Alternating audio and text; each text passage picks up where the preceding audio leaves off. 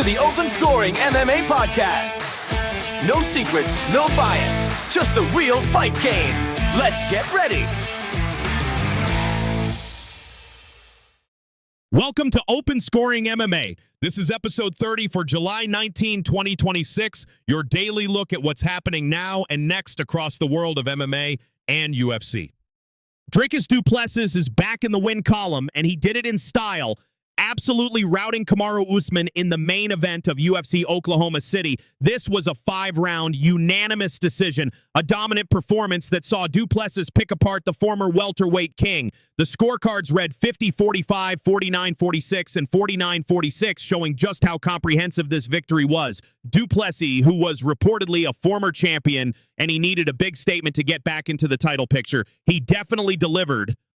After the fight, du Plessis was feeling confident, telling ESPN MMA, quote, "You guys deserve fights like these, not guys lying on top of other guys to get some dumbass decision win," end quote. He also added, quote, "I said a win wouldn't get me a title shot, but damned if a performance like that would give me a title shot," end quote. He's clearly gunning for that strap again, and with a performance like that, it's hard to argue against him. He even showed some class, thanking Usman, quote, "Thank you, Kamaru Usman, for bringing the best out in me, and thank you for giving your life up over so many years to entertain these fans," end quote. That's a good look for DDP. Kamaru Usman, on the other hand, wasn't happy with the judges. He told ESPN MMA, quote, "I'm no sorry loser, but I mean 50-45? What were the judges watching?" end quote. It's tough to take a loss like that, especially when you feel the scoring was off. But Dana White, the UFC president, was quick to shut down any talk of Usman retiring. White told Bloody Elbow, quote, "Obviously it was a great fight, fighting a much bigger guy, and he's got a great chin," end quote. He continued, quote, "He's still got it. It's not like it's like, oh, Usman is done and he should retire. He had a great fight tonight. He's got to go home, rest and heal up, and then figure out what's next," end quote. So, it sounds like we'll be seeing Usman back in the cage. Usman himself is ready for whatever comes next, telling Bloody Elbow, quote, "Either one, wherever the opportunity is at, that's where I'm going," end quote. It's clear the competitive fire is still burning for the Nigerian Nightmare.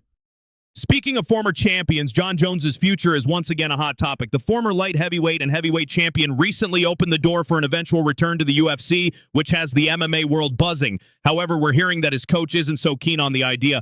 Reportedly, there's a belief that Jones has already built his legacy and doesn't need to risk it. It's an interesting dynamic when a fighter's coach is trying to talk them out of a comeback. You got to wonder what's going on behind the scenes there. Jones has nothing left to prove, but the allure of the cage is a powerful thing. Over in Poland, former light heavyweight champion Jan Blachowicz weighed in on the recent UFC Casablanca card, specifically the clash between Alex Pereira and his opponent. Blachowicz described Pereira's performance as, quote, "slow and not as sharp," end quote. That's a pretty blunt assessment from a former rival, and it gives us a little more insight into how other fighters are viewing Pereira's recent outing. It's always interesting to hear the perspective of someone who's actually been in there with one of these guys. Now let's talk about some other fight news. Colby Covington, Chaos himself, was in action recently, but not in the UFC. Word is he defeated Arman Tsarukyan to win the inaugural RAF Cruiserweight Crossover Championship. This was a featured match, and Covington, a former Division I All-American wrestler, took on the smaller Tsarukyan. It's always a little wild to see UFC fighters competing in other promotions, especially for new titles. Covington is always looking for a way to stay in the headlines, and this certainly does it. Nora, I got to ask you about this du Plessis fight. My eyes told me he looked absolutely phenomenal. He was sharp, he was aggressive, he was just on another level. Indeed. It's a good reminder that while data provides a strong foundation, the unpredictable nature of combat sports means there'll always be outliers. Du Plessis' performance was certainly one of them. Absolutely. And speaking of predictions, let's get to our OSM pick for today. We're looking at the potential fight between Maciej Rozanski and Ibragim Chuzagayev. Our system is picking Ibragim Chuzagayev to win with about a 71% chance. The betting line implies around 64%, so we're seeing a little more value there.